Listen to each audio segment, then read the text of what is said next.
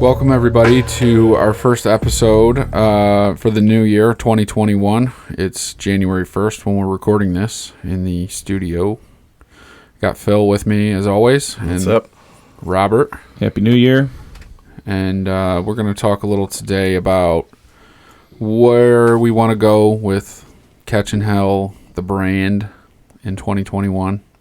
A little reflection on where we're at now with it. And maybe something to look back on in a year or 5 years, however long, to see where we started and where we're going, what we're doing. We've started this thing, I guess, officially really rolling since September? The brand in general, yeah. I mean, the August. first real video I put up on YouTube was the August crappie fishing. Yeah.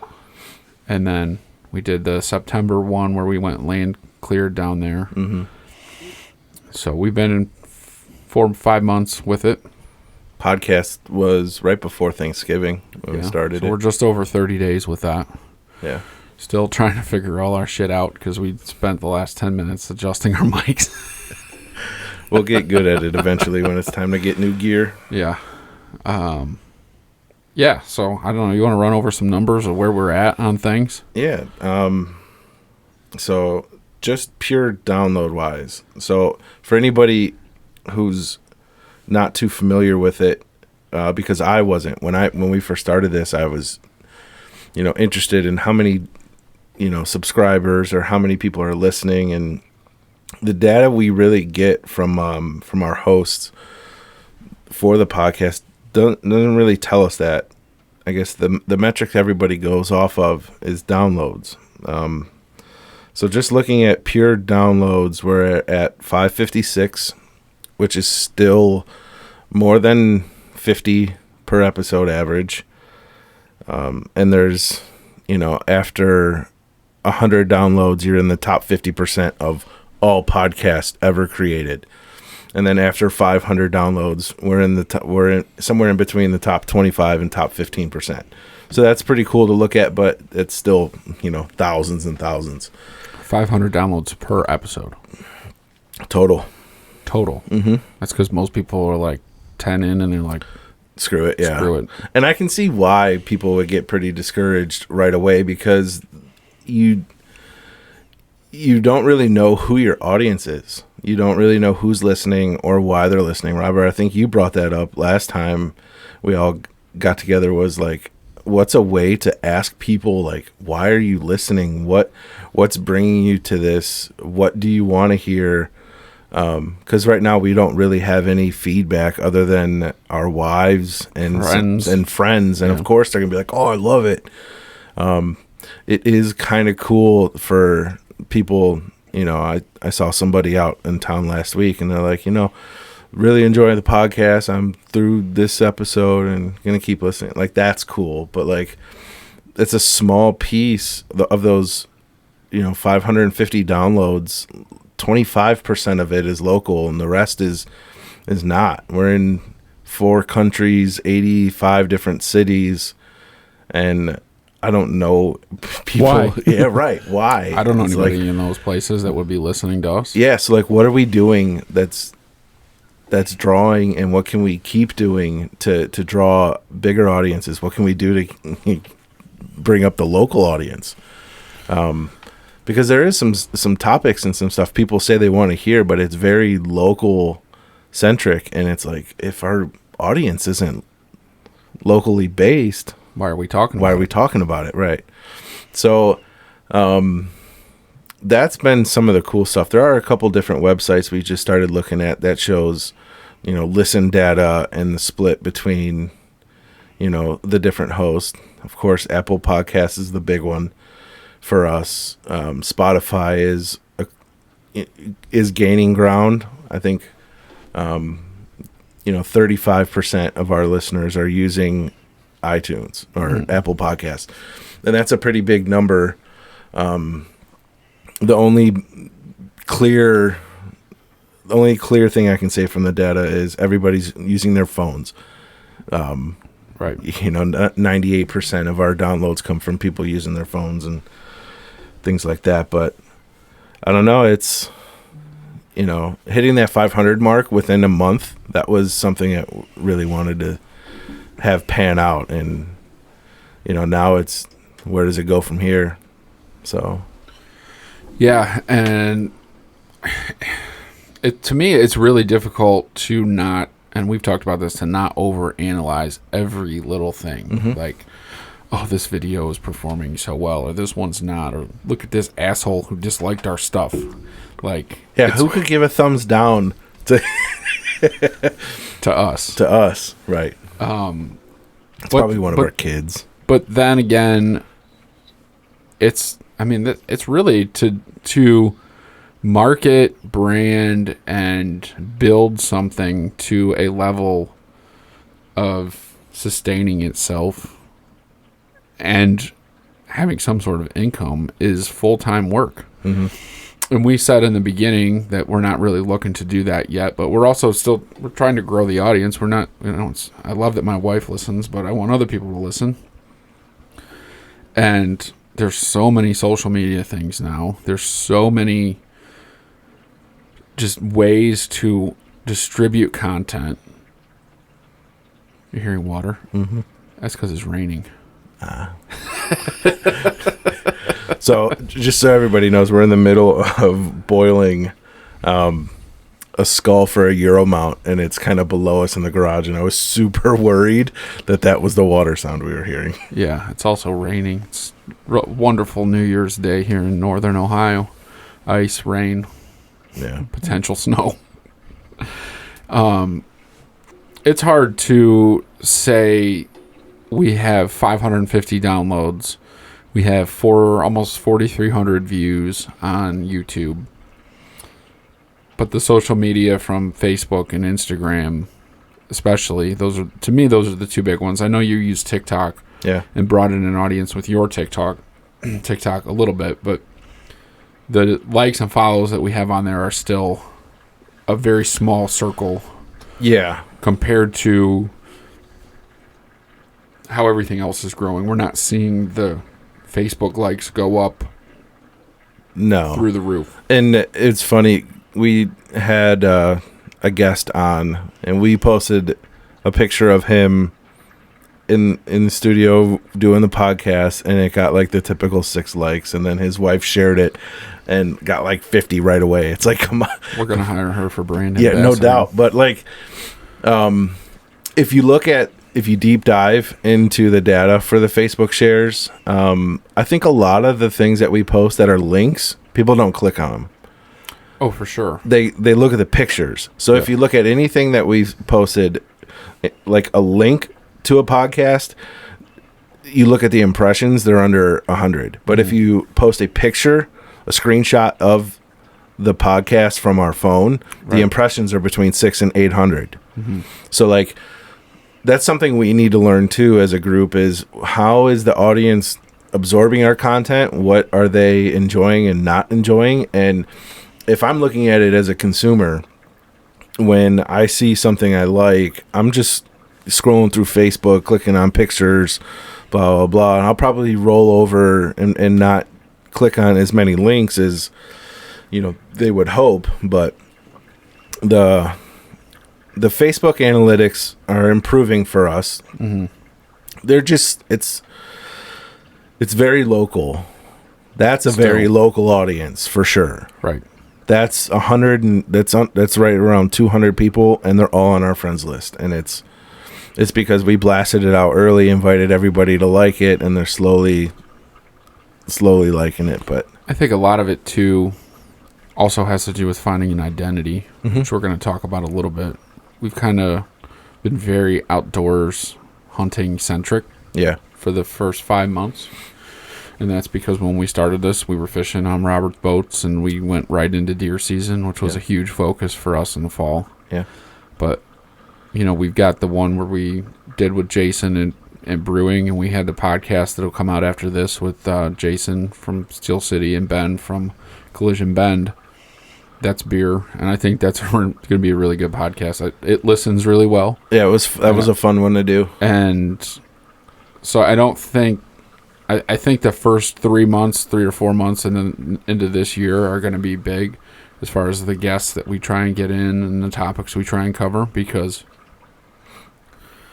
we're not trying to be just outdoors. We're trying to be guys. Yeah.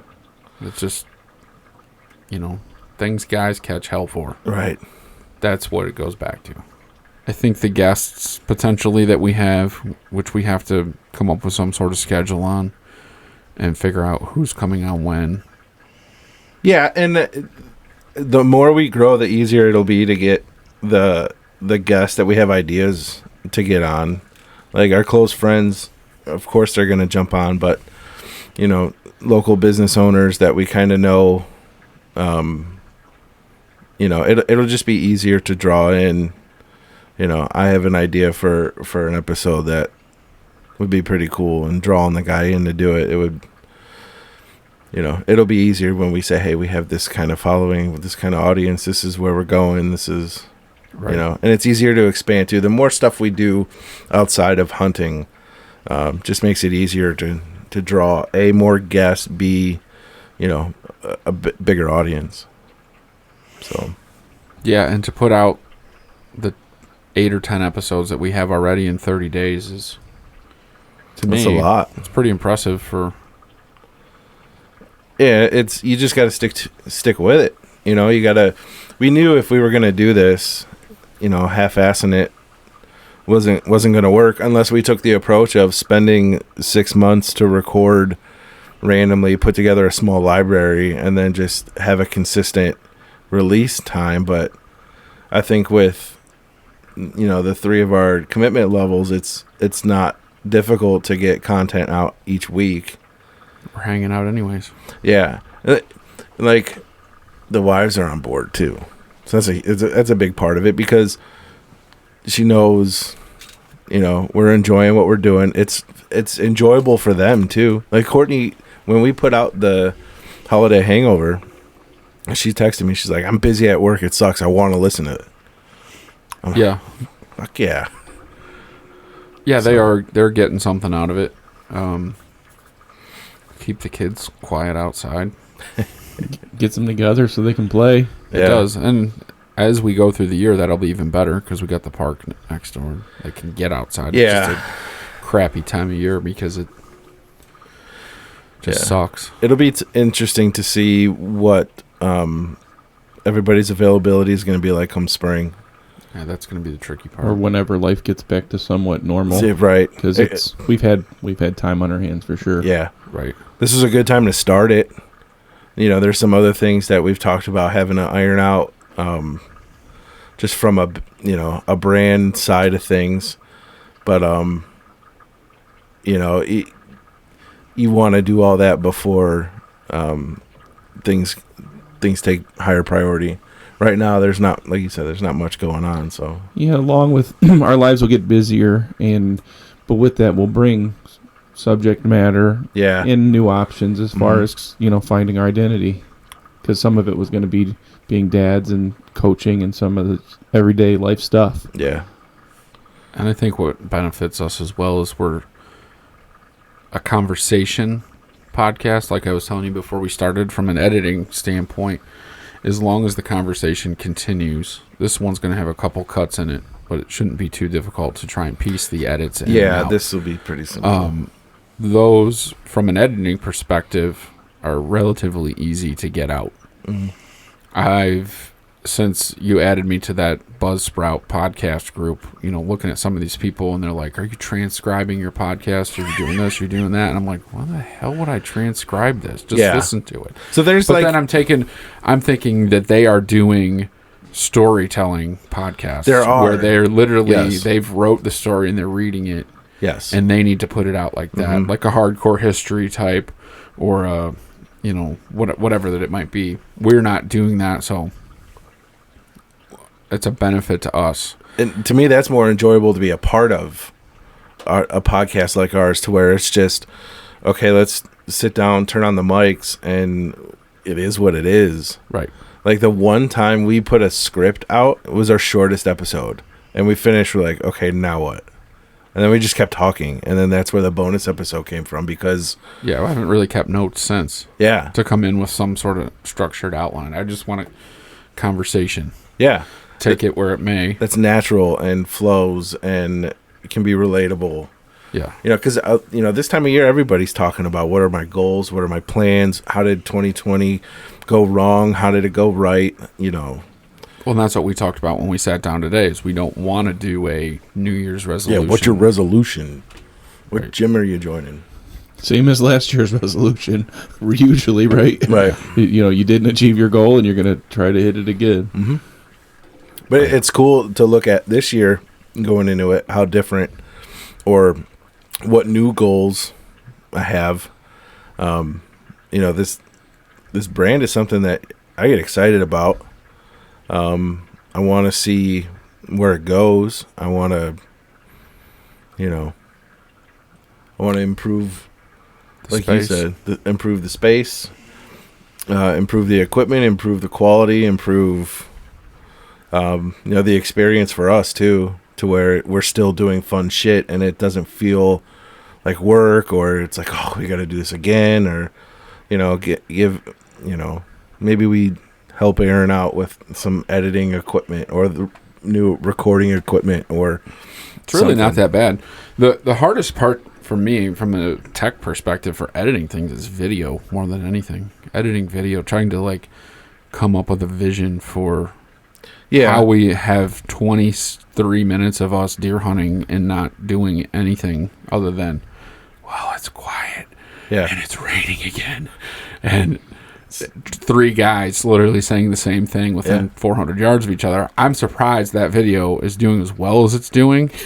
It's over 3,000 views, right? It's damn near. That's crazy. But they all, every other guy out there feels the same way. It's like, shit, at least it's not just me. Right. I mean, I get it. Yeah, I agree with that. Like, how do you stay interesting or become more interesting with the video that we take and the content that we can create? And I honestly don't mind doing content stuff. I mean, that's so. And I'm looking forward to this occupying my space, at least until, forever, hopefully, but through the winter, because I, in the past 3 years, have really seen a change in my mood through the winter. You're a seasonal depression guy. It gets worse every year. Interesting. I felt that a little bit when I was big into golf. I would get that a lot because I would go from, fall golf, which was my favorite time of the year to play golf, and then you're in the winter and you're not doing anything. You're not getting outside. Mm-hmm. For me, it got very bad in March. My birthday's in March. Spring is in March. That's the start that I hoped for golf season to start. So February and March were the worst months for me.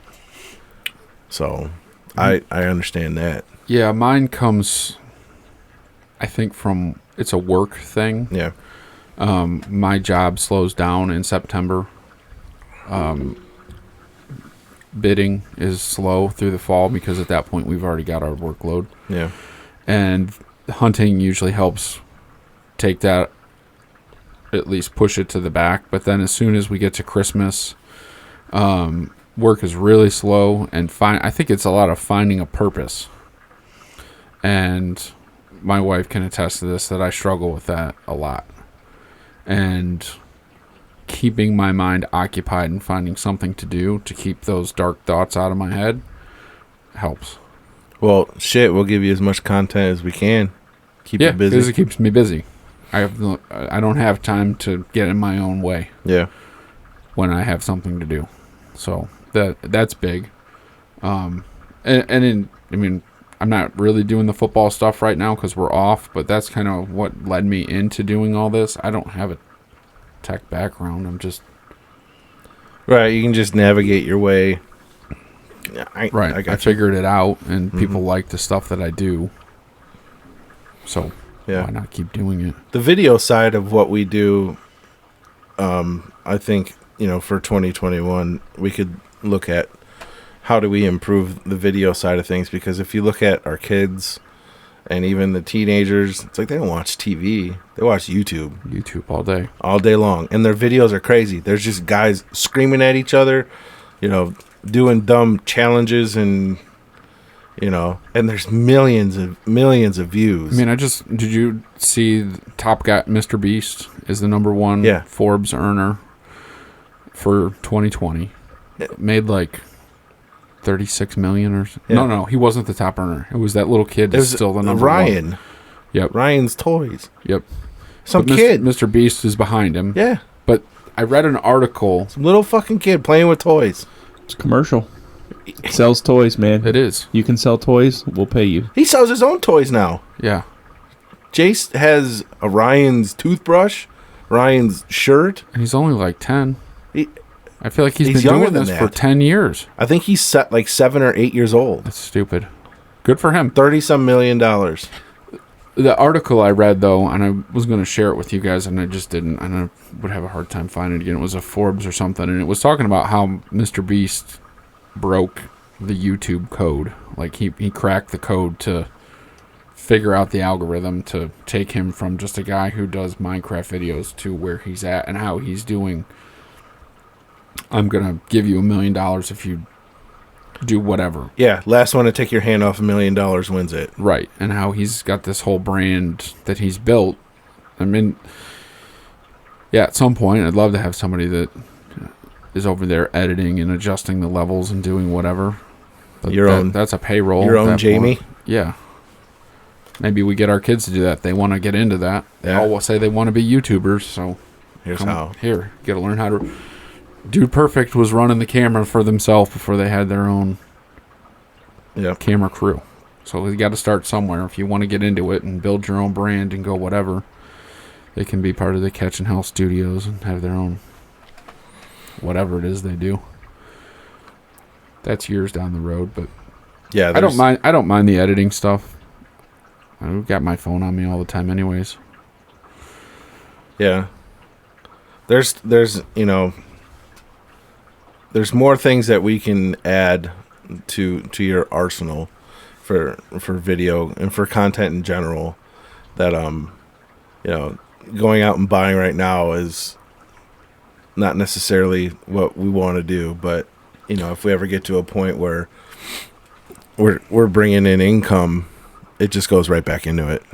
Yeah, and I think for right now, I think the thing that's going to draw the audience and draw the potential sponsors to draw the income is this. Yeah. It's a podcast. It's not a YouTube thing.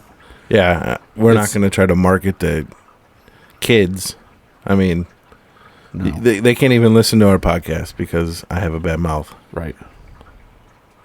Which I'm fucking sorry for. Yeah. But whatever. It's the Phil Aaron asked for.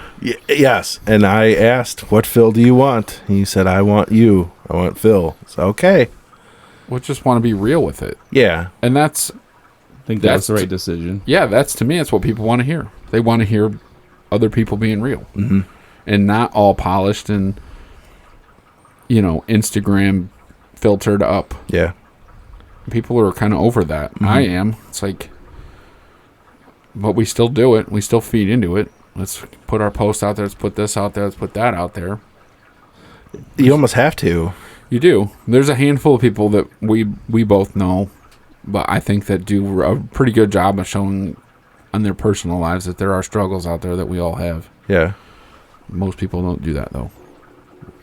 It's like we were talking last night with Robert's daughter. I couldn't believe that there was, that teenage girls are deleting posts.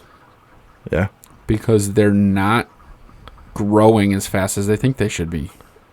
It's like, just one, feeling the need to put a post out every 5 seconds to get the other girls to like you or whatever. But then just to be like, this one, even while it's good and funny, isn't performing.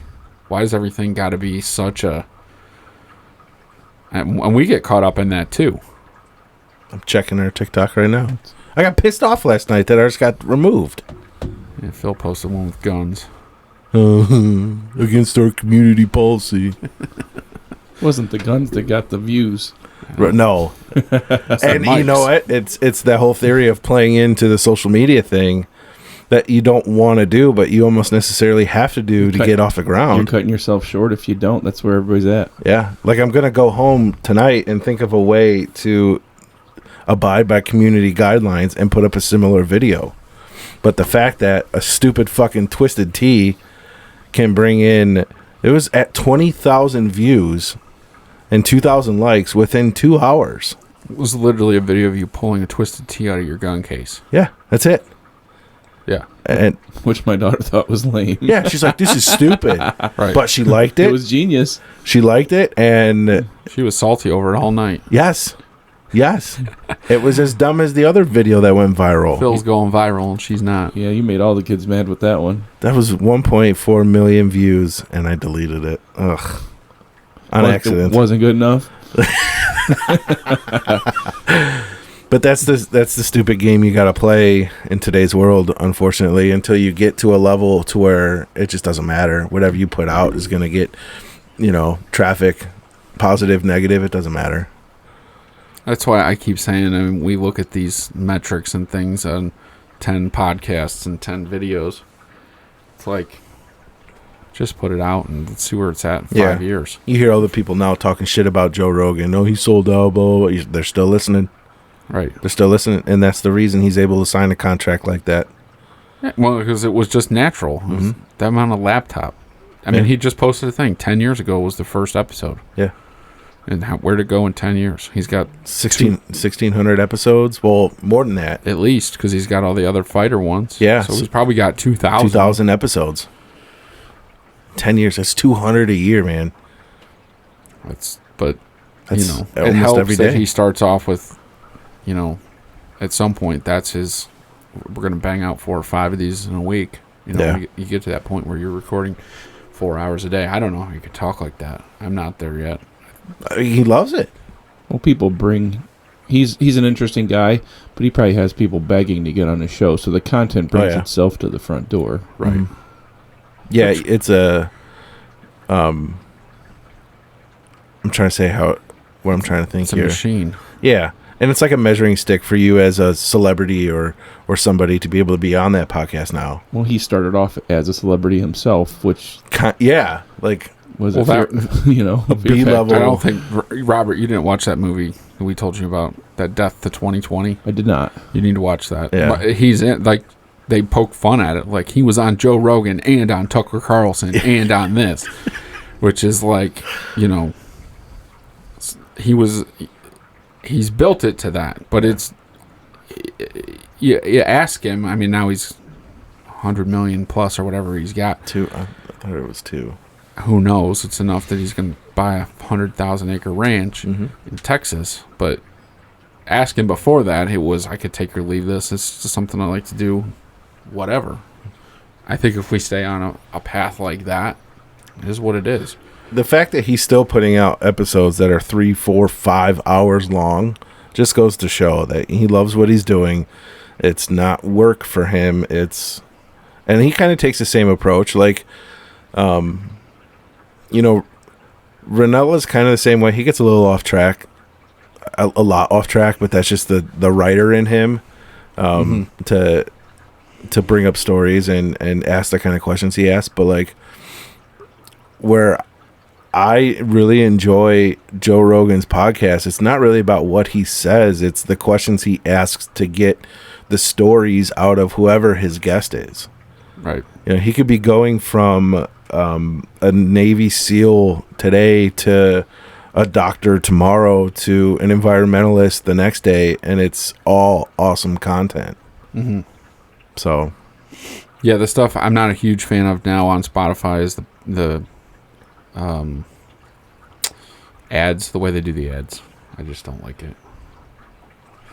But I still listen. I feel really I have like 150 podcasts downloaded on my phone because I've been off for a month and the kids have been home for 2 weeks and I just don't have the time to listen to all You're not the in the car much. Yeah. And that's another thing is like, all right, how many other people are like that with ours? It's just sitting in their queue. They just haven't listened to it yet. As long as it's downloaded, baby. I don't know. Yeah. So if we just keep doing natural And as long as it never turns out to like it's going to be a chore to come up here, which I don't think it will, or I hope it doesn't. Nah. Even what Robert said the last time we got together, it's like it's been too long since we've done this, and like you get like nervous rusty again or rusty or almost, and it's like when you stay in the groove, it's easy. It's exciting. It still comes out smooth, and I don't mind the way I sound on listening back, and everybody hates that. I'm getting better at tolerating how I sound. I just stopped caring. It is what it is. I mean, it's hate that that's what I sound like in real life, but right? Whatever. The same way, like I have visions of 1,000 episodes coming out, and if that's going to happen, I'm going to have to listen to myself at least 2,000 times. I'll listen to it when you send out when you post it to Buzzsprout to come out, I'll listen to it. Okay. And then when it comes out, I'll listen to it on iTunes or whatever. And I think that's a testament too, that we can listen to ourselves. Yeah. I skipped some parts. I listened to it. I haven't listened to the past few, but that's just because I listen to them while I'm editing them, and I get it. I don't listen to them as intently as I did like the first time. I kind of, because you already know what's coming and what you're talking about, and there's certain parts when you might tune in a little bit to hear how it sounded, but like in general, if I play it in the background, I'm listening to it, but it's not like the first couple times I'm like, holy shit, that's me.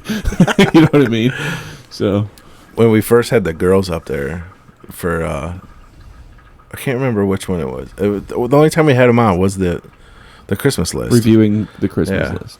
Courtney and Lindsay both said something like, you guys are a couple of assholes. And then instantly I said in the podcast, you're a couple of assholes. Like, okay, at least I can still feel the same way, like when I'm recording and on the mic in front of me, that I do when I'm listening. And that's my goal for all of this. I always want what comes through the mic to be exactly what I would say away from the mic. And the minute it's not, I want to stop. Yeah, and while we have young kids now, at some point they will grow and have this to reflect back on and be like, hey, these are our dads and this is what they were like and what they were doing. What did I send you that was just that? I sent you something. You did. It was that Gary V thing. Talking about you're 7 generations away, 300 years away. Like, we don't know how our grandpas were or what they did, and people are going to be able to go. This will be here forever. It was a guy that came up to Gary V in the restaurant and was like, I started my thing, and now I have a documentation for how my kids... Yeah. And a legacy. Legacy. I thought that was really awesome. Yeah. And a very cool way to look at it. It's because you talk... scary, though, man. It's eye-opening. I mean, we try to be good people in general, but, like, I never fathomed the fact that in 200 years, my great-great-great-grandkids could look and see. I mean, look what you're doing for your history, ancestry. So different. It's very different. It's very eye-opening, and it kind of opens your eyes to how short a time you have, and the decisions you make within your life, how they just kind of impact the next generation and the generation after that. So it's that was a very cool experience, but it's just when you step back and look, like things we say today can be looked at by great grandkids we don't have now. It's pretty cool. Absolutely. So if we were to set a goal for Catchin Hell for 2021, what does that sound like or look like to you? Well, like I said, I think my top priority is this. Out of everything that we do is the podcast. Because I enjoy it the most, and I think it's at least the most positive feedback we get. So, 52 weeks in a year, I'd like to at least see 52 podcasts out in the next year. I think we'll do more than that because we kind of are on every third or fourth one covering the topic and then hitting stop and hitting start again and going into bonus content. So I think 60 podcasts in the next year is a achievable goal, which would put us right around 70 podcasts total. I have no idea what those metrics would look like You know. Yeah. So if you're just thinking out loud, in a month we were at 500 downloads. So it's realistic to hope for 6,000 for the year. But that's with zero growth. That's with zero growth, right? Just maintain. So 7,500 would be a pretty cool number. You could set a goal for 7,500 downloads, and you can be aggressive with it and set a goal for 10,000. But it's a big audience. That is. I think as fast as everything's happened, and at the beginning of this podcast, you talk about if once you hit 500 downloads, like the top tier and all that. You know what I mean? I have that chart. I'll pull it up real quick. And like Aaron said, some people lose interest by now and kind of throw in the towel. And you know, we're setting these goals. I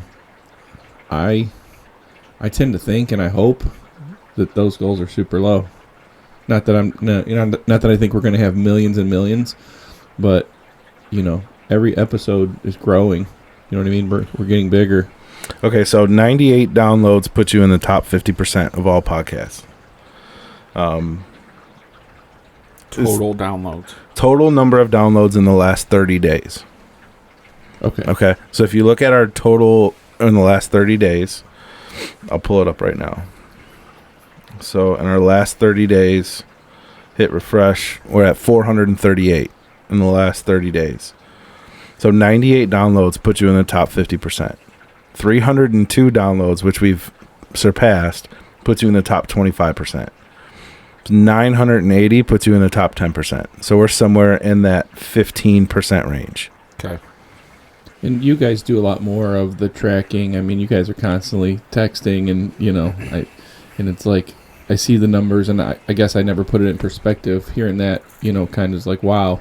But I still think that I don't know. I think that 10's low. I'm not going to get disappointed if it's not, but I think based on how we're doing and where we're going and our vision, I think that we're going to kill that number. There's in the one website where we're getting some of our new data from, they track where are you on charts. I think we have 2 more weeks before we qualify for Apple Podcast top new podcast. You have to be within 8 weeks, or you have to be at least 8 weeks old. And then that chart comes out. It'll be interesting to see if we make that chart. But my goal would be to be in the top 250 chart for hobbies.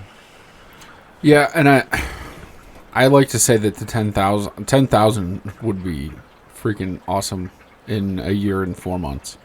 Especially really a year and 2 months for podcasting. I think, though, just seeing how it worked on YouTube, and I think with the podcast, I think it has potential to go exponentially higher than that because, you know, like looking at our hunting video from gun season where we were like, it hit 500 views in 2 days, and then it doubled that in 2 days. And you hit 1,000 way faster than we hit 500, and we hit 2,000 way faster. So I think once that starts growing, it's gonna carry. It's gonna compound. You know what I mean? Even today, I had a relative saying, "Hey, I was listening to your podcast with so and so. How do I download it? Or how do I find it?" She didn't even know how to find it. You know what I mean? But it's like, you know, it's everything is naturally going to grow, especially with the, you know, the effort and, you know, the care that, you know, that we're putting into it. So again, I won't be disappointed if it's not. I'm still having a good time, but I just listening to it and putting the math together in my head, I think we'll do way better than that. That's the hope. Yeah, I think it will. That's an achievable, attainable goal. Yeah, that's one of the goals. I won't be surprised if it comes half as fast. Continue building the audience. Twice as fast. And we're starting to find a rhythm. I mean, I thought we had pretty good downloads on podcasts that we released, and then that holiday hangover at 2 hours almost of just kind of natural talk of whatever drew 60 downloads in a day. Yeah. And it's like, all right. That was our number 2 download for most we've had in a day. So the most we've had it was like 80, 79 or 80 or something like that with the that was the wife's Christmas list. The Christmas list one, yeah. Just us. Yeah. So we'll be I'll of course be keeping an eye on it, just trying to find trends right now, and it's tough. And we're still early on, and there's not a ton of data to go off of. It's only been 5 weeks. Okay, we're talking goals here, talking brand goals, right? Not just podcast goals. I mean, I know we've talked a little bit recently about apparel. You've come up with some graphics and stuff that we're using personally, locally, but that's all part of goals. I mentioned one of my goals is to maybe have our space insulated, maybe conditioned. Yep, definitely. I think the apparel thing falls into one of the bigger goals is to be branding. Yeah, Catchin Hell LLC type stuff. So yeah, and I wasn't in any rush to do that in last year because tax purposes. You start at December 1st, and now you have to go to the tax lady for 30 days worth of stuff. Actually, your business has a different tax year than your personal. Yeah, so I don't know any of that. Some things I've learned. So we got the right guy with us to make that next step.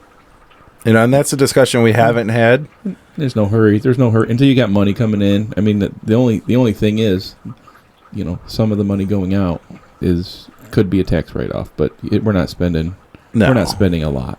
No, but we could be spending more if we were bringing stuff in, and we could be bringing stuff in if it's one of those money to make money. Yeah, one of those things. It's a step that I could potentially see happening within this year, but it's not something that we're pushing for. We're not in a hurry for that to happen. Yeah, I do want some Blaze Orange Catchin Hell stuff for next hunting season. So we'll have to see what kind of apparel, hoodies or hats or whatever. Just get some of that, because then when we do our videos, I think gonna want the logo. I think that's a lot easier to do than you think. Yeah. So what other goals? I know we didn't talk about this really before we're on the air here, and I'm sure we've all thought about it on our own different ways. I do still want to. I know I said the videos do take up time, but I do enjoy putting them out and seeing the reactions that people get out of those.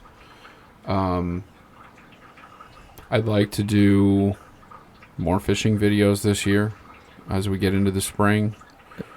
I think that's going to be a lot easier than you think. Fishing videos? Some of the guys I camp with, I got 2 or 3 guys that'll take us out walleying anytime, and that's always good video. Yeah. And obviously, we had several crappie fishing trips earlier in the season that before this idea came up, we didn't really do much recording. But, we're good for at least a half dozen kick-ass crappie trips, without a doubt. I'd say so. And trying to do more fishing. We have a vacation in Hilton Head that we're going to be doing this year. I know we've talked about doing some sort of, not complete deep sea fishing, but some sort of fishing trip down there that we get on the brand.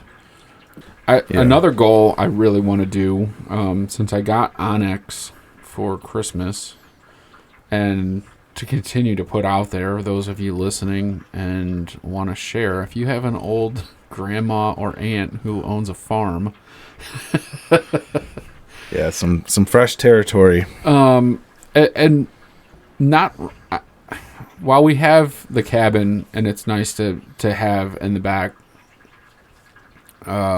this is going to be kind of a hunting dive for what we're going to do, but it is a goal of mine to find something more local that the 3 of us, and ideally more, but it's going to be hard just the three of us with our boys to find. We've got kids that want to get in the woods, and getting them in the woods at the cabin is incredibly difficult. Jace asked me this morning if they could go to the cabin next weekend. I'm like, what? Right. They're dying to go. Right. But it's not as easy as just packing a bag and getting in the car. Especially this time of year. Yeah. It's literally going to be packed up and shut down for at least a month. Yep. Tomorrow. So I'd like to have something close within a county. More options. Just more options, just to get the kids in the woods. They're never going to learn to walk in the woods with a gun until we get them in the woods with a gun. They're never going to learn to walk in the woods with a bow until they get out there and do it. And I think it's a priority for us. We just need to make it we need to make it a priority. It's a wish, but yeah.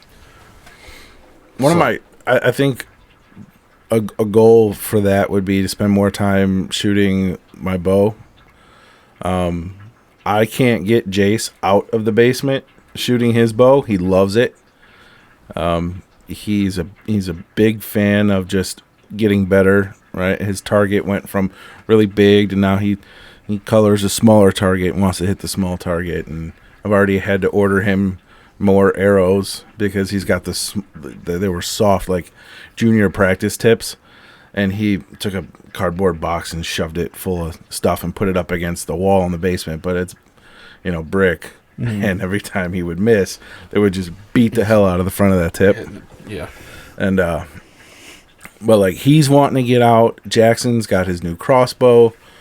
He's wanting to get out. So I want to spend more time practicing with that. But I definitely want to do more shooting in 2021 than I did in 2020. The ammo situation kind of had everybody scared to go out and, practice because there was so much uncertainty what was going on. They're still saying it'll be late 2021, like third, fourth quarter when the shortage stops. Me and my buddies actually placed a 22,000 round order with a supplier. I won't say who it is, but we placed the order in July with pre-COVID pricing. And the caveat to that was we don't know when you're going to get it. You can pay your 18 cents a round, or it's 20 cents a round. All our wives are doing math in their heads. That's right. Not all 22,000 are for me. And I'm not one of those buddies. Not either, Lindsay. No, I'm just one of many guys that put in on it. I have 1,000 rounds total coming to me for $200, which you can't. 1,000 rounds right now is going for $750, $800 if you can find it. Right. Which you can't. So, I asked my buddy again, hey, have we heard anything? Because we put this order in July. And he said first quarter of 2021. And I said, this was yesterday when I talked to him. I said, that's tomorrow, motherfucker. He said, it also could be March 31st. Well, eventually all you guys will have enough ammo to be satisfied and the rest of us can go buy it from the store again. So I get that argument, right? I get it. But it's like if you bought at a pace of a box a week before all this happened, you could have 1,000 rounds sitting at home and didn't panic buy. I didn't panic buy any of my stuff. I just bought ammo last week because the price is, $15, $16 a box cheaper than what it is now. And that's the first ammo I've bought since May. And I'm not buying a case or half a case. It's 250 at a time, so that I can go out and practice and not feel like nervous about what I have left. Mm-hmm. So I want to do more shooting. I might look into reloading, but even still, reloading is you run into the same problems because it's the goods, the materials. It's still all part of a round. If they can't get a primer, you can't get a primer. Correct. Which is the problem. Primers are the one item people are scrounging for. You have places now that Used to just gather up all the brass at ranges and throw them away. Now they're selling them. Right. Because that's literal gold now. So I want to do more shooting. I want Jackson to start shooting more. He has an interest in it. It's tough. He's left eye dominant. So I was looking at a couple different options for him. Jace, his arms just aren't long enough. He'll shoot a Red Ryder. That's about as safe as I feel with it. Youth shotguns or youth pellet guns or something. Yeah. 22 or something. Mm-hmm. 22, I'm actually considering 22 for myself because that's, for whatever reason, the last time there was all panic buying over ammo, the 22 went first. This time, it's everywhere. It's everywhere. Yeah, and like a 22 target pistol or something, Mm-hmm. both of the boys could get comfortable with some type of a handgun, Mm-hmm. and they can shoot that thing all day. Yeah. It's a lot more fun than a pellet gun. Yeah. Mm-hmm. It's louder, cracks, kicks. Feels real. Yeah.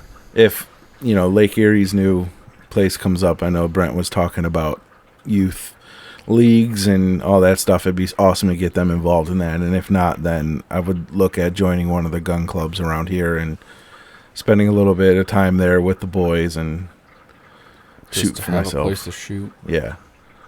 I need to do more because shooting's also therapeutic for me, especially when I shoot my long range stuff. I kind of make it a competition for myself to each shot be better, and so it's a good stress reliever for me. Yeah, I get that. There's a lot of things I want to do. It's just going to blink and it's going to be April 1st. For sure. With baseball, football. I don't know what's going to go on with football. It sounds like it's a go, maybe. Depends on what all the guidelines are going to be. So that's how my kids, just like everything else. I don't know what you're doing next week until we get to that point. Yep. I know. Do they ask you every night, what are we doing tomorrow? No, they'll ask at dinner, and then they'll ask again at bedtime. Like, I've told you 4 times. Yeah. We got in the car yesterday to leave your house last night. It's 12:20, 12:30. What are we doing tomorrow? I don't know, dude. Don't ask again, or you're grounded. We get the, what are we doing today? They don't usually worry about it till morning time. Ben's not so bad about it. Jackson is. He wants to know. Yeah, they both. It's more so Jason Jax, but they both. Yeah, I look forward. I'm going to get a bow next year. I enjoyed the bow hunting in the cabin, so a bow is definitely on my to-do. Spend some more time in the woods. I think that's a perfect opportunity to get Ethan involved because you're not going to get so cold. You know what I mean? So that's one of the things that I think will happen for me for sure. Yeah, there's just so much up in the air. We just don't know. I try not to think too far ahead because it just seems disappointing when every time it's like, well, maybe we'll be further along, or I'm not really looking forward to the vaccine when it comes to coronavirus myself personally, until I know more about it. I know people are starting to get it, but I hate looking forward to something and then being disappointed. So I'm just still taking it one day at a time. I'm just happy that we're healthy. Nobody in my close family so far has gotten sick from this, and we're just trying to keep our sense of normal. I'm looking forward to vacation because it's our small group that we kind of keep. But, baseball and sports, I'm looking forward to seeing the kids kind of return more to normal. I feel sorry for them more than myself, Yeah. Definitely. And even mine isn't. He's not stopped. I feel bad for Jackson and his not seeing his friends like Ben does, because Ben's sports, besides football shutting down, we're still in basketball. They're running 2 leagues right now, and baseball training starts in a week. And the whole frustrating thing about all of it is it depended on who your kid was playing for, if they stayed busy or not. Right. or not if they say busy, because we kept our kids busy even though they weren't playing, but like our baseball team didn't play, and other kids in the same age group just for different teams played because they played in different leagues, or it's just been so fucked up. It's been so inconsistent. It's like, are sports safe or not?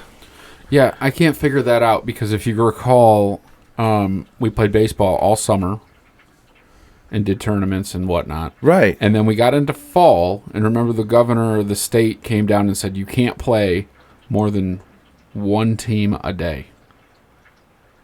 Yeah, so you couldn't play tournaments. So, well, it made it incredibly difficult for fall ball because fall ball then didn't let us play Huron and Norwalk in one day. We had played Huron back-to-back. And what fucking sense does that make? It doesn't, especially when you're playing 7-year-olds. And it's for our youngest. Ben was just an alternate on that. But then here's the problem I get. That all just went poof out the window when basketball started because we play basketball tournaments. We've done 5 of them already, and we've played Berea and Fairview back-to-back. And you're playing basketball tournaments because the leagues said we can't play, but then the tournaments said we can play. We have a host site. Come play. Yeah. So what the fuck sense does that make? Right. X amount of guests per whatever. And right. So you can... And I guess this is what frustrates me about the entire coronavirus situation. I'm not Mr. I will not comply, right? But I'm also not Mr. Panic. Mm-hmm. And it's... I won't do something if I feel it's unsafe. But, like, last night when we went to the bowling alley was probably the most uncomfortable I've been socially in a year. Because it was like, there was no space in the lanes. Like, you were just around people you weren't normally around. Right. So to me, I wouldn't do that again. But if you can play basketball in a tournament, but you can't play in a regular season game, to me, that's horseshit. That's about the leagues not wanting to take on the liability and feel pressured to cancel. Right. Which is what happened to us with football. Versus the money grab that tournaments are. Say, well, we'll put in these, recommendations. 1 spectator per person. Yeah, all these bullshit, like... There's no consistency in any of it, which is the most frustrating part. And it's either do this, but right. This is okay. It's either bad or it's not. And if it's not, leave us alone. Right. Well, it was like a panic at first, and then last summer things started to ease up, and you're like, okay, we know more about it. It's not so bad. And then just in the past, about 6 weeks ago, the numbers were going up again, and things were getting real bad real fast. And I'm like, I kind of started to have, we kind of locked down the family again, hardcore, and it just feels like a control thing. Yeah, and whenever you say that, there's people that are like, "Oh, you're so insecure and you don't care about other people." It's like, wait a minute. I'm concerned about my family, mental health, I'm finances. I mean, you just look at history, and unfortunately, a lot of it just doesn't seem to add up. And you don't want to be careless, but you also don't want to be a sheep. Yeah. To me, it's mental health, and the normalcy for the kids is huge. I feel like my son has spent so much time in his room, and it's like, okay, put your devices away and come hang out with us. But then, you put your devices away, and you lose all contact with all the people that you should normally be seeing every day. And yes, they're lucky that they do go to school 5 days a week. But not all their friends are there because some parents are keeping their kids at home, and rightfully so. And if I had a more definitive idea on when I was going back to the office instead of working from home, I probably would have committed to keeping the kids at home, for e-campus online learning. But there was a chance I went back to work in November, again in December. So it was like, okay, let's just send the kids to school and see how that goes. But, classroom size went from 26 to 28 down to 17, 18. So even though they're socially distanced, they're wearing masks all day long. It's not social interaction the way these kids need it. So I can't wait till the day that we don't have to wear these masks again. I'm lucky I don't. It's terrible. Courtney wears 2 masks at work, plus a face shield, plus safety glasses, and I don't ever complain about wearing it because I know what she goes through. And I feel bad for her. There's days she'll come home and she's still got it like around her ears, around her chin, and it'll be like 30 minutes at home before she realizes she's wearing it. It's like, fuck, man, that sucks. She's dealing with a lot of just sucks. They're seeing, COVID positive patients and whatnot, and they got to wear their hazmat suits, and I don't know. Yeah, I don't know. It's hard. You could talk about it for hours. Supposed to be looking towards the new year. I mean, to get all down on this. It's the things you're thinking about. You know what I mean? It's like it's still there. Yeah. It didn't go away when the bell hit 12. I mean, it's there. Don't worry. Still in the back of everybody's mind that we're not through it yet. I don't think we're going to get through it anytime soon because of how divisive everybody is. Yeah. I maintain the you do you, I'll do me. And like you said, there are times where I've been like, I'm not comfortable here. I felt that last night. Knowing, though, that the kids were on the one side of us and we knew people. Yes. We knew the people on the other side. Personally knew the people on the other side of us, which was cool. It probably made me feel a little bit more comfortable than I would have been. I'm not here to judge anybody who decides to keep their kid home, who decides to do this, decides to do that, or if you want to go all gung-ho and say it's not real and lick handrails, I don't care. That's you. That's your prerogative. I'm not going to do that, but it's not going to go away until we learn to trust something. Yeah. What that is, I don't know. I think we're too far gone to trust anything at this point. Did you see New Year's at Wuhan last night? No. Streets were packed. They had a good old Chinese New Year. Good old New Year celebration. Yeah, we had 150 people in Times Square. Something's got to give. I just hope our vacation doesn't get canceled. Me either.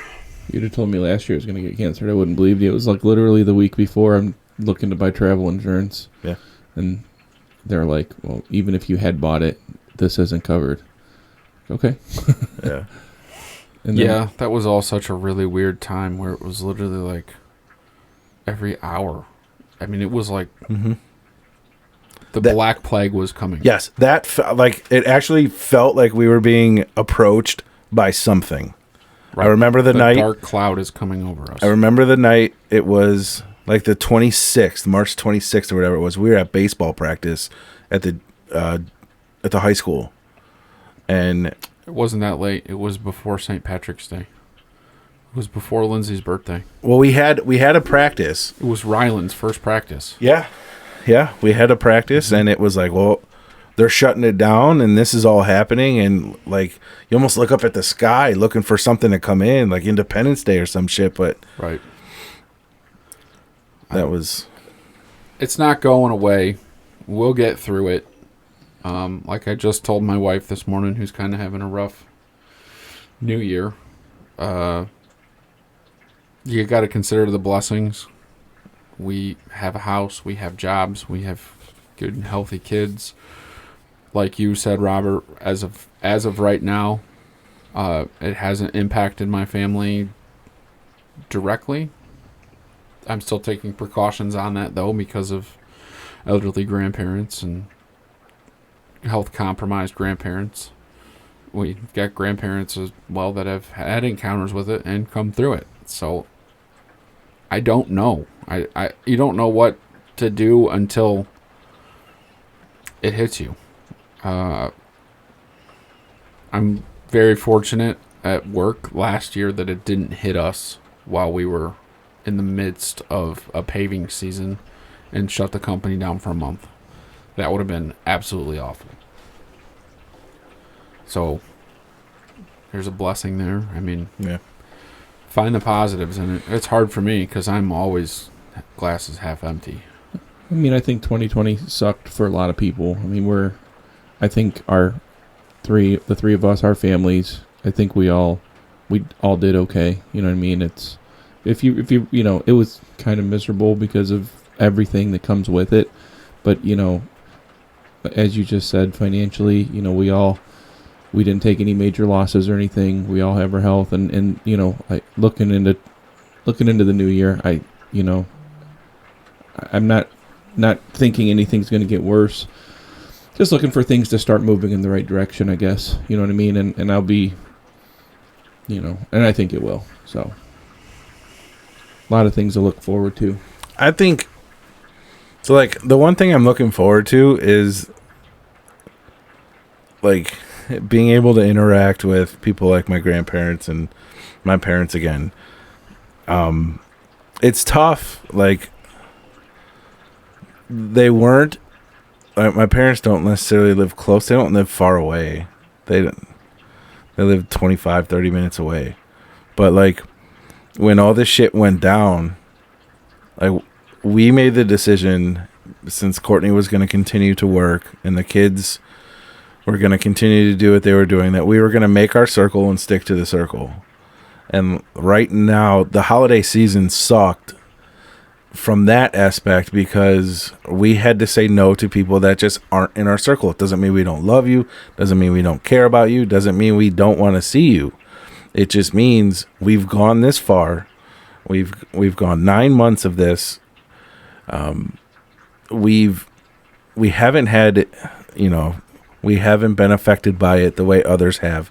And I think part of that has to do with how we've kept our circle and how we've gone about our business. So we're going to continue to go about it. And it's just tough when it just sucks for other people. So I'm looking forward to being able to include some more family into the circle whenever that is. Yeah, and holidays do that. Right now we're in the middle of, like you said, you want to have big Christmas parties, big New Year's parties. I don't know. Our New Year's has been the same for the past 30 years. Yeah. Yeah. When we told the kids, behave, we're going somewhere tonight, and Jackson's like, Dotson's for New Year's. Yeah. Whatever.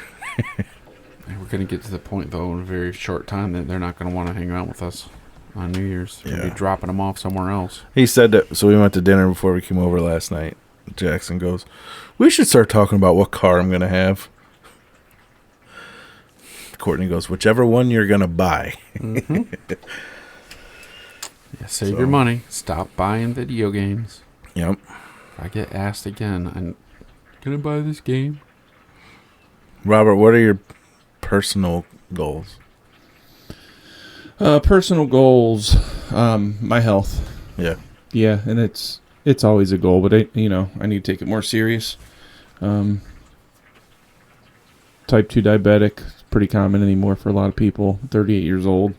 I've had it for almost 10 years now. Combated it for years with diet and exercise, but as life has gotten busy, I find less time to take care of myself. So I've, gotten to the point where I'm using pills to maintain, and that's inevitable. But I know that I could do more to take care of myself. So, blood pressure, cholesterol, and sugar, you know what I mean? So, that's one of my main, is to take better care of myself. Yeah. You know what I mean? So making that a focus. Started a business last year. Kind of, I don't want to say lost interest, but I don't have the drive that I had like the first month or two. I found it very difficult to work a full-time job and then try to maintain a business. And, and part of that's just drive. I got tired and, so I'm kind of evaluating where I'm at. I got lazy, sort of, and it was early on. So, I have to make sure that I'm going to, if that's something I truly want, it's something I need to spend more time focusing on investing. So there's definitely some headaches, and I know I got to push through them. So again, reevaluating some things and just making sure that I'm achieving my goals, and the goals, make sure that those are the goals that I actually want. And the last thing is, I think I want to focus more on my marriage. It's coming up on our 15-year anniversary. The kids are keeping us busy, and we're not spending enough time on our marriage and enough time on each other. And last year was not rough, but you could just tell that it needs some attention, and so that's something that I'm going to make sure that we work on.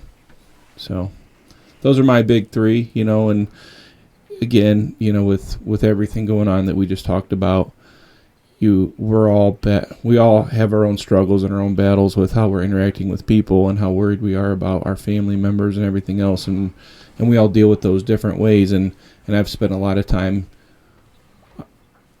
making sure that I'm okay, and not so much. I could be spending more of my time focused on other things that are important other than, myself. It's a good way to put it. Yeah. That's a good way to put it. Because I feel like it's when something like this happens, it's easy to say, okay, are the kids good? Okay, do I have everything I need? All right, let's go get this. But then it's like, you're a part of a team that's more important than anything when it comes to your house. I feel like that's, and it's weird because that's like the easiest partnership, team, relationship to just say, we'll get to it later. Because, it's been 15 years. For us, it was 11. I know you guys have been married how many years now, Aaron? This year, 2021, will be 13. Yeah. So, I mean, shit, we've been married the least amount of time. It's been 11 years. We've been together. This year's 20 years. Wow. October. So, yeah. We kind of have a pretty good routine set up for us, though. I think 2020 was really good for our marriage in a lot of ways, but it really made me kind of like what you're saying, Robert, is like, I need to invest as much time in my marriage as I do in all the other stuff that I have in my life. So, your big three, your three goals, it's almost like you're looking at my notes. But those are three. I'm glad we're friends. I like friends with good goals like that. It's just easy to take things for granted, and even if you're not fighting, if you're just not talking or not as intimate or like engaging. Yeah. And like I said, a lot of that was just keeping my head right, because you have to be healthy to take care of other people too. And, and I'm sure she's dealing with her things, live and coronavirus and everything in her own way. But I need to be more engaged and focused on some things. Yep. It's like, made it through the day. What say? Same thing tomorrow. And it's hard when you can't go out to dinner and your kids can't go spend the night, and they're, not to get rid of your kids, but to find a babysitter and, just cooped up, That is tough, for sure. But you got to make time for it. We've done that pretty much, I don't know, for at least the last 5 years. We do regular date nights and regular, probably every 3 months or so, at least every 6 months, weekends away. Because it's like, I've always been of the opinion that, yes, we have 2 awesome kids, but at some point they're going to leave and you're going to have to like me. Yeah. So I'm going to have to like you. Yeah. So we have to connect on something. And let's start building that now so that when They're halfway gone. Mm-hmm. Ben's 11 and Jackson's 7.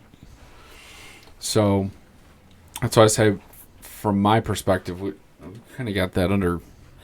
It's been harder with coronavirus, but we can still find places to go away and isolate on our own. Or, I mean, our last date night, we dropped the kids off at my parents' house and just came back and sat on the couch. It's just nice to have a break. Was that the Aaron? Come here. I got something for you on the couch, and it was something stupid. No. Oh. You're thinking of at the beginning of the pandemic when she said, "Why don't you come out here and sit next to me? I got something special for you." And it was Captain America and a bag of popcorn. That's pretty awesome, though. Yeah. So I don't really have that as a goal. I mean, I always continue to work on the marriage and the relationship. Communication for me with her is huge.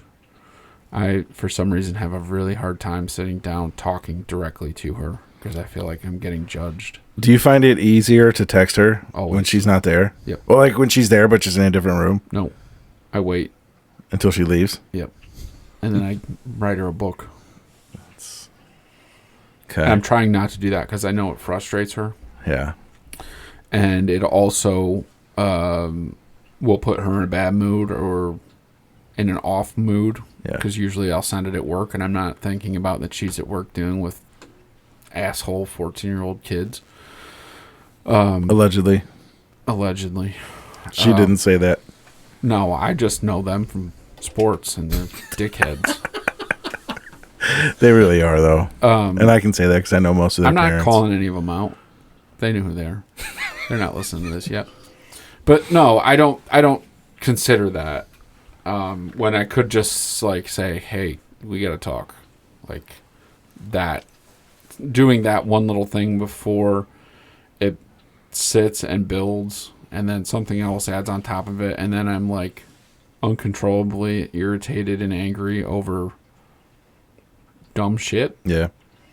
And then I don't have any outlet or release for it, and I let that go in a message. I need to get better at that. I think I have been getting better at that. Working out, weight loss is a thing I go back and forth on. I did a pretty good thing in November where I walked 100 miles on my own. I didn't eat sugar from October 1st until Thanksgiving. And then I've been on a tear for the past month. Being off from work, though, does not help that. That's the one thing I need to go back to because that's where the treadmill's at. That's where the workout room is.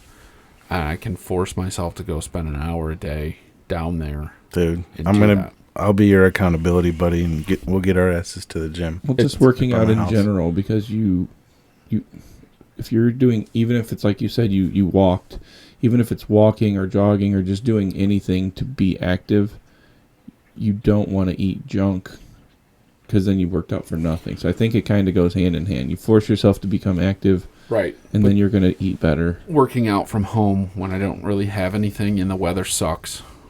It's like, I'm not taking the dog for a walk today. You can hear it raining. Yeah. And when it's not going to be raining, it's going to be cold. So I would say weight loss definitely is always something on my mind, being an overweight guy forever. Cutting back my alcohol intake. Not that it's... That's not good for the brand. No. Cutting back alcohol? Yeah. Unnecessary, though. I mean, and once again, it doesn't help that I'm off. We're not doing anything. There's no time to get up tomorrow. I'll sit down and watch a movie and have a couple drinks, where on a normal time I wouldn't do that. Right. I know my parents are going to listen to this. It's not excessive and it's not an issue. I understand that that's a major concern, especially with it being in the family. But it's just something I want to work on because I know it's like, as much as I love the lattes, they're empty calories. And what's it doing for me? So those two things, I'd like to not yell at my kids as much. I feel like I live the shortest fuse ever, and it gets shorter by the day. And I don't want them to just remember me as the angry dad. I thought that last night for a brief second when Jackson came over to say what's up. Me and Court sit on the couch, and I wanted to like snap at him for like, dude, don't eat on the couch. Because I know that's... Our couch is junk anyways because of the dog. Well, if there's anything the kids get yelled at for the most in the house is leaning on the back of the couch. Yeah. And I wanted to snap, be like, dude, what are you doing? But I'm like, no. I don't want him to come over trying to be, nice and say what's up and bite his head off. Yeah, if I could find a way to have more patience with them would be something that I'd really like to get. That's really hard when we're trying to teach them fishing and hunting. And when they ask the same question 85 times in a day. Like, you already know the answer to this. Why are you asking? Why are you asking? Stop. The answer won't change. Yeah. So those are kind of my things. I'm going to take this year a day, a week at a time. And I know it's going to go by just as fast as the last one did because while we didn't do shit in 2020, it still was like, holy crap, it's October. Oh my God, it's Christmas. So. That was fast. It just does. And kids and wives and this now just builds on it. Mm-hmm. When you plan a week at, things out a week at a time, 2 weeks out, slowing down, focusing on what we're doing today, what we're going to do tomorrow, not really worried about what we're going to do in a month because I don't know where we're going to be in a month. Just take that as we go. With that, you guys got any other things to add for the new year? I say a big goal for the podcast would be new chairs. Yes. It's got to be our first investment. Yeah. Would be new chairs. I don't even care if we get old computer chairs or something with a little padding in it. I'll be on the hunt for some chairs. Something. This isn't comfortable, and I know Robert's dying. Yeah, my ass hurts. Yeah. New chairs, first goal. Get that knocked off the list, and I created like a list of ideas I have for the brand upgrades. So we'll chairs is definitely on it, and just try to keep knocking stuff off and get better at what we're doing. Continue to get better, is what we said on the first podcast. Yep. And I think that's going to be the driving message to myself with all this, is let's just keep making it better without too much change. Let's stay who we are, maintain what we want to maintain, but let's make it better.